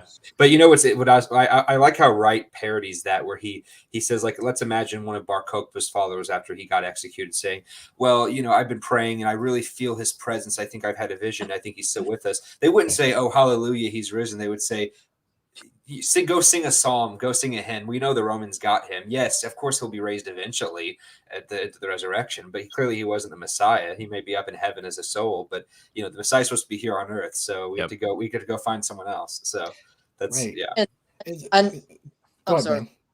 No. You weren't finished. Go ahead. Oh yeah, no, just super quick. I mean, what occupies the most probability space when somebody dies? Even a Messiah figure, even a prophet, even a supposed miracle worker, the thing that fills the most probability space is nothing. Yep. No visions, no hallucinations, no conversion disorders, no stories of empty tombs, no stolen bodies. The things that he's describing already have extremely low probability built into them, right? And so, yeah, that's basically the point that I'm trying to make. And so, unless he just wants to say that no amount of evidence could possibly give us any sort of that could serve as evidence for a miracle, then he really can't make that argument. I really like this quote by Tim McGrew, and I'll throw it back to you, Bram.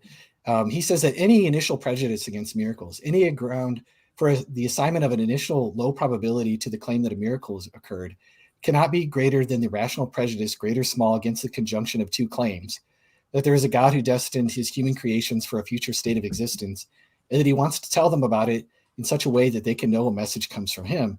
If there is a God who wants to make such a revelation known, and he wants to do it in such a way that we can't mistake it for the weird words of a mere man, then there's really no other way to do it, to seal it, but by a miracle. A miracle would be the guarantee to us that this is a genuine word from God and not someone's fine-sounding philosophy or well-crafted tale.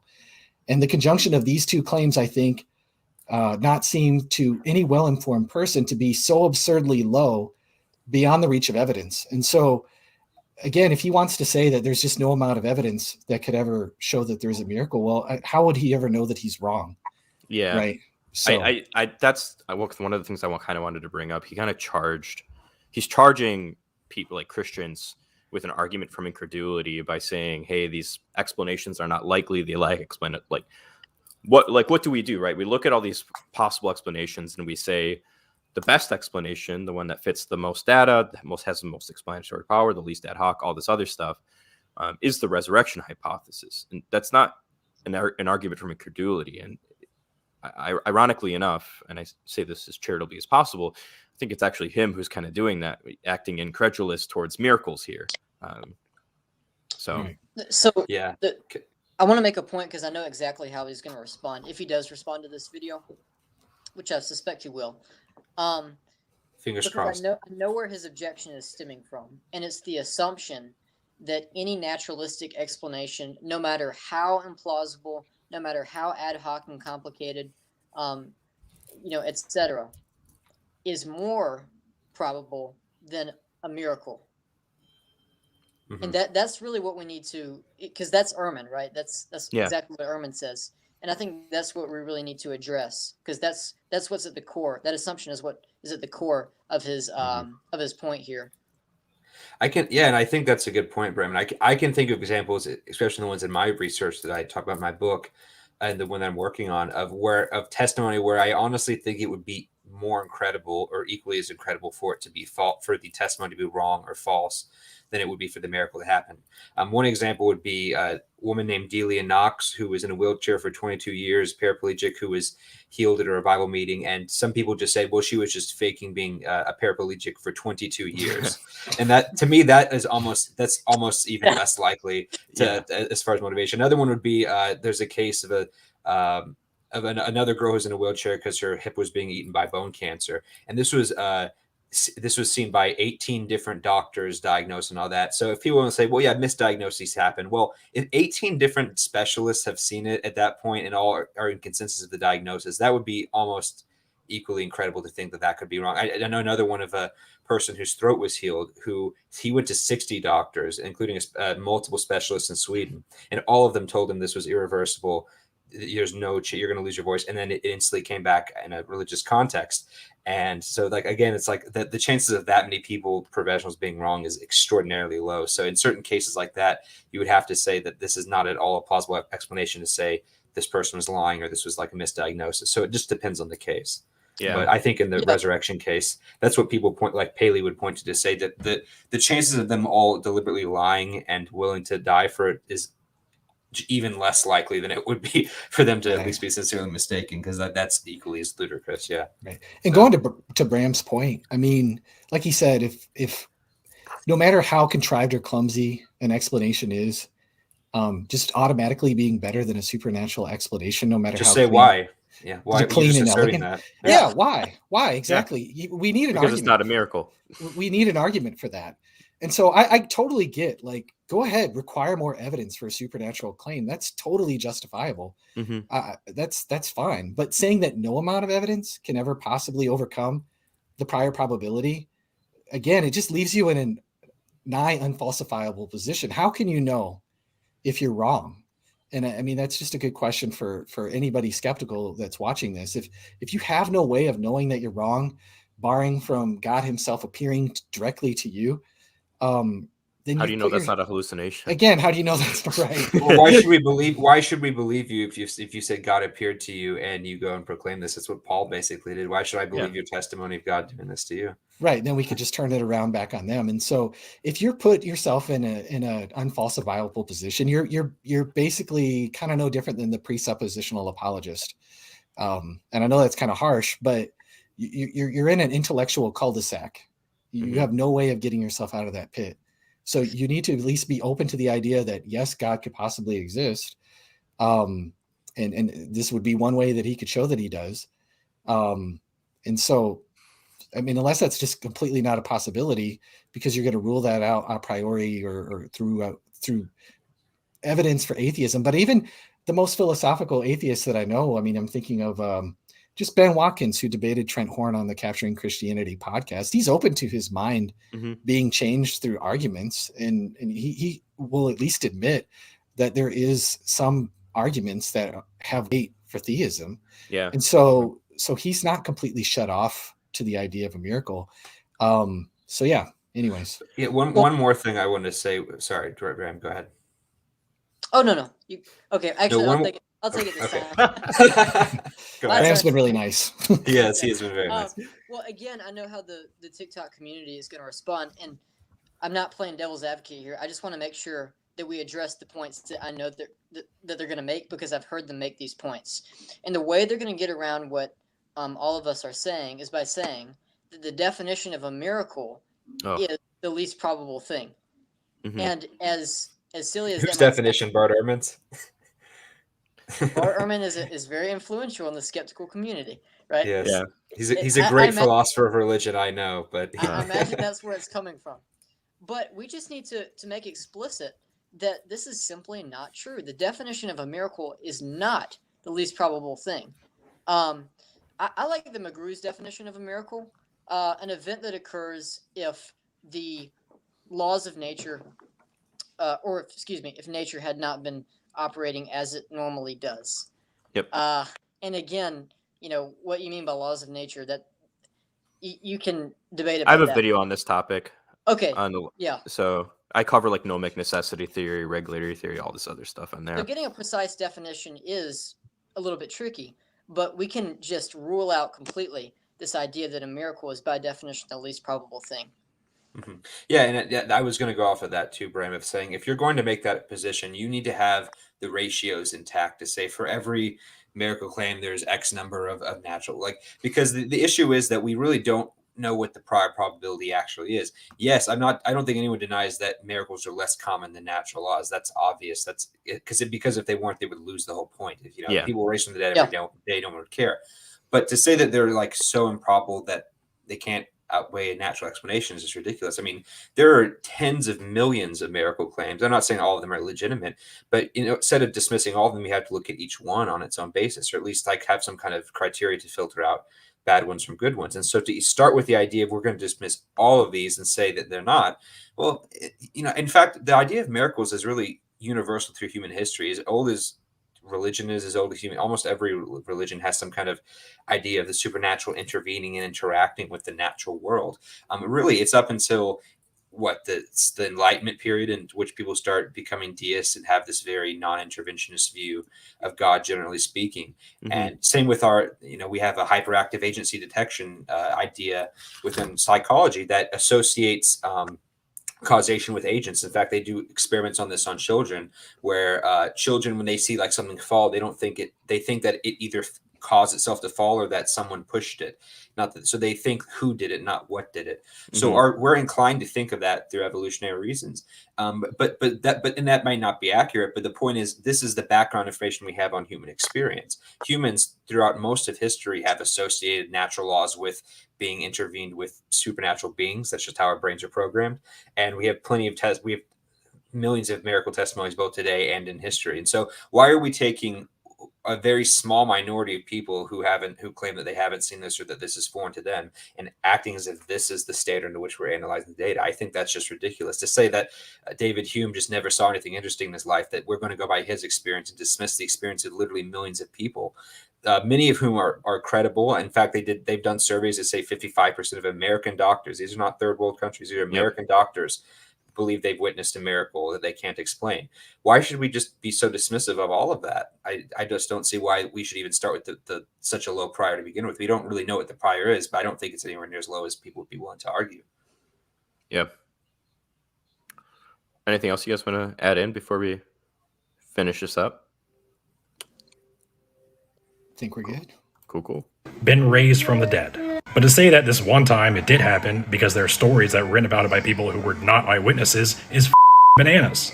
So if that's what you want to believe, then that's on you. But you cannot suggest that this is anything other than faith, because there's no possible way to verify the claims of a miraculous event that happened 2,000 years ago. Again, according to our earliest sources, I don't believe Jesus was buried in a tomb at all. Rant over, do with that information what you will. Why is the rum gone? All right, so I mean, just that last clip kind of gave a few more things to add in. Did you say no one else has ever been raised from the dead? Yeah. Yeah, I think Matt Dillahunty pulled that card too, didn't he? When I was discussing with him. Yeah. Oh, I highly recommend anybody that hasn't watched your debate with Matt Dillahunty watch that, because I know. Eric and I actually did an interview on that as a response, and it never made air. So unfortunately not, but it would have. But I would just say, if you've read, this is the first volume, Craig Keener's book. He spends 50 pages on cases in modern day people raised from the dead. So just to throw that out.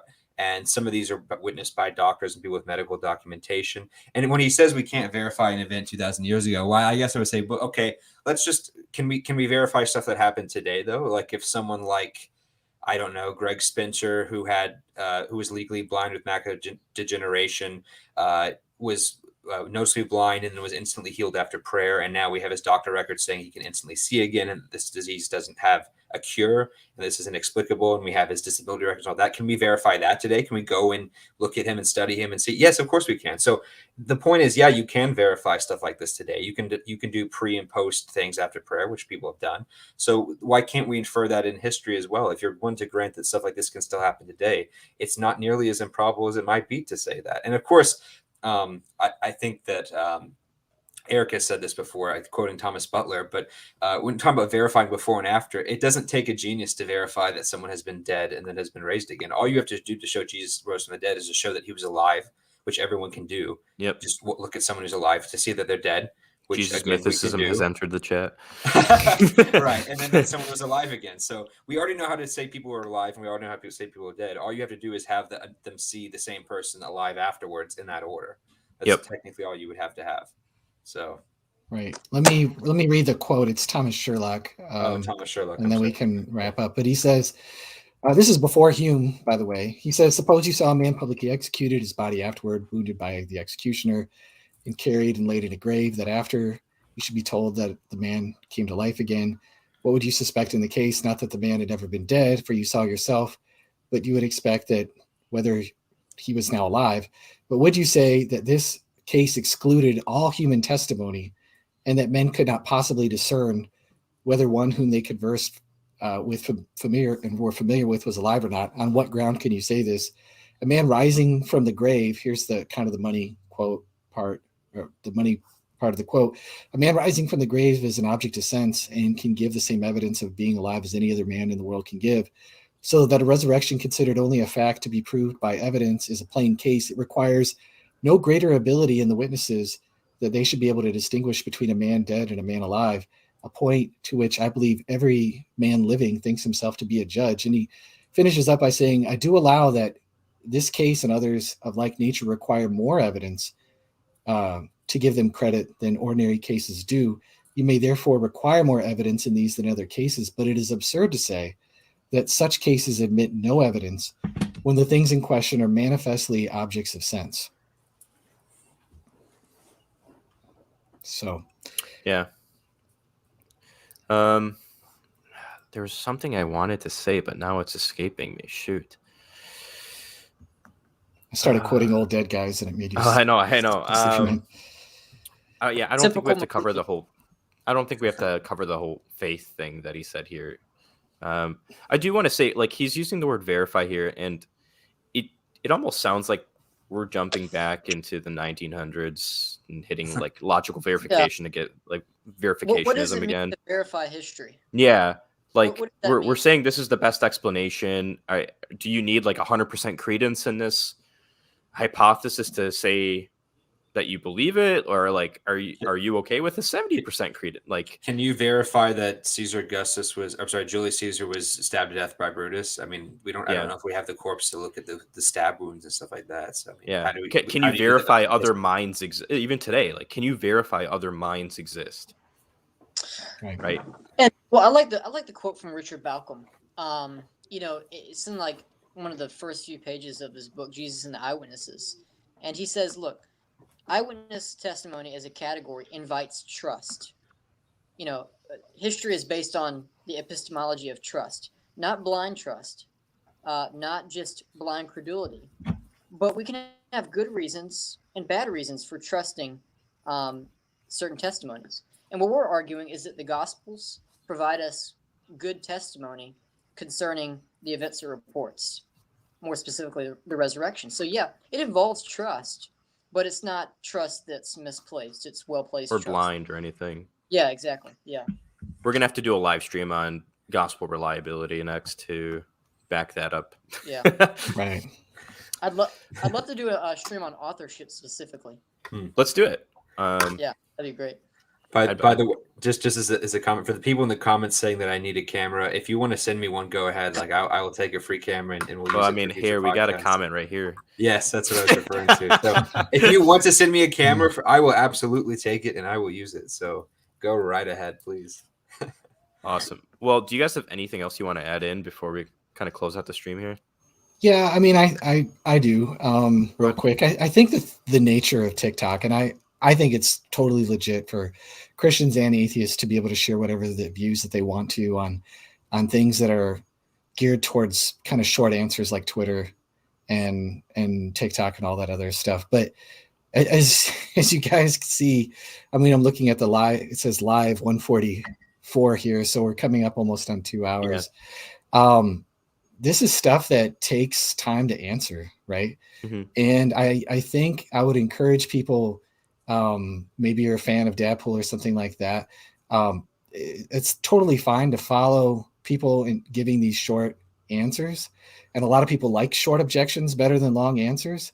But the odds of this kind of disputation are always going to probably be against the Christian, because we have to kind of dig in and to be able to really give longer answers to these kind of things that can just be kind of shotgunned out there really fast on a social media platform. And so what I would encourage people to do is, and probably most people watching this don't do this, but maybe there are some, is, man, get your information beyond just the one side. Don't just, follow Apologia on YouTube and CaptainDadpool on TikTok and be like, well, these guys are smart. They've studied these things and I trust them. And, or even don't just get all your information from reading, a few short Bart Ehrman books that are written at a popular level. Like, dig into these things deeper and hear what both sides actually have to say. Because if you're not really doing that, then you have to ask yourself, am I looking at my view? Am I trying to confirm my bias? Or am I really trying to look at these things objectively? And so just don't let your prejudgment kind of cloud your ability to hear these things, because I mean, we could answer these things and somebody a year later can raise the exact same questions again, as if nothing has ever been said. And there's been so much of this has been answered. We're just bringing out just a few little snowflakes on the top of the mountain of answers that you can dig into. So 2 things I want to do is, one, I do want to echo what you just said, Eric. Like, whenever I talk about this kind of stuff, I always want to recommend, like, if you're a Christian that's trying to like learn how to defend the faith better, like, one of the first things I'm going to tell you to study up on is atheistic arguments. I want you to read Oppie. I want you to read Draper. I want you to read Ehrman, like all these other maybe not when you're first getting into it. Well, advanced, but you get the point, right?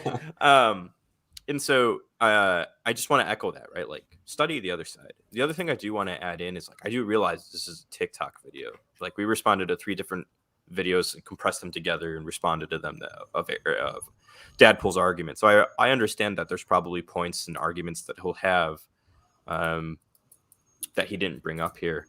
So I want to acknowledge that as well. And I make short videos too. Yeah. And often I get misinterpreted and misunderstood because of that. And so, I mean, if I'm pointing a finger, I got, the old cliche, I got 3 back pointing at me. So it's not that it's wrong to do these kind of things. It's just what these things should be is an introduction to make you ask questions and think, like, is this right? And create in you a verification, a desire to verify. And so anything that I could say about CaptainDadpool here absolutely applies to me as well. Yep. All right. So 2 things here. Somebody asks us, and we don't have to give an answer if we don't want to, but will you guys do a rebuttal stream to Captain's rebuttal to this one if he does make one? He took to TikTok and said he's going to do one. I think Caleb should debate him. Caleb's the king debater here. Bram has already debated him. I mean, if enough people can get it to happen, I know you mentioned Apologia. We're still trying to get that to happen a while back as well.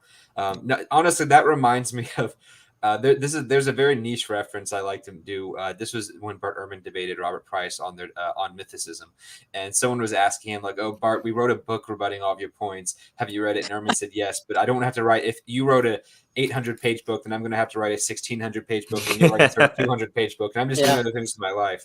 So if I debate, when I debate James Fedor, if he ever did an 8-hour stream responding to it, I'm not going to make a 16-hour stream and so forth. So we'll see how this goes, but I think at some point there'll be a someone's going to have to call it off. But, you know, it always comes off as, oh, if I don't respond, then I've lost the argument, because now it's like, you know, so it's like, we're just going to keep shouting back in the comment section. Then when you give up and leave, then I've won. So yeah, exactly. So just By the way, we'll see how it goes. I'd like to, if Captain Deadpool's still watching, I'd like to offer to do a debate on authorship. I think that'd be fun. Just as a side note, Spicy. You mentioned that I had debated him last year, and I did. But yeah, I'd say you not only debated him, you won. But as I sip my drink. Well, thank you, Caleb. You're welcome. But I should say this, that what we're trying to do here is not just get into this endless debate with Captain Dadpool, you know, because, of course, the only result of that is going to be more and more videos, and just people are just going to get overwhelmed and intimidated by the amount of information and time it takes. What we're trying to do is simply show that there's another side. Captain Dadpool has thousands of followers on TikTok, and he's making these really short videos, which are powerful because, you know, they're short and they're easy to memorize and they stick with you. Mm-hmm. What we're trying to do is show that there are, you know, there are flaws in these points that need to be addressed. Nothing more than that. We're not trying to. We're not trying. This isn't a debunking video or anything like that. It's we're just showing our side, showing that there's a justification, and all. Right. Like this isn't an attack on him. Right. He seems like a really smart guy, and obviously he's a very good communicator. I mean, he wouldn't have the following that he has if he wasn't, you know, really good at communicating his views. And so, you know, I it's not like we don't respect the guy at all. I think there's I'd like there to be a mutual respect. So anyway, I think he's a cool guy. He does woodworking. I think he makes swords. Hey, I think I'm a stay-at-home dad too. So automatically I'm like, well, that's pretty cool. So that is cool. Yeah. So man. Yeah, he is an awesome guy. I join his live streams, and it's fun. Yeah. Yeah. I will say he has better hair than I do. He trims his beard better than I do, and he probably has better fingernails considering the nail polish. So there are many things I will say are better about him than me. So cool. Well, all right. I think we have enough Dadpool praise going on here now. Do you guys have anything else you want to add in before I close out the stream? Oh, for the comment that said that I'm a Chad Catholic, first of all, thank you. Second, I'm not Catholic. I don't know where you got the impression, so I appreciate it. I also don't know what a Giga Chad is, but I'll take it as a compliment. It just means you're like an alpha male, I think. I don't know. That's what I figured. Cool. Well, thanks everybody for listening. I'm going to close out the stream. Leave any comments, share the video. If you have questions, you can reach out to any of us. And then I'm going to link all those papers and sources that we talked about in the description as well later on once I get the chance. Thanks for watching. Bye, y'all.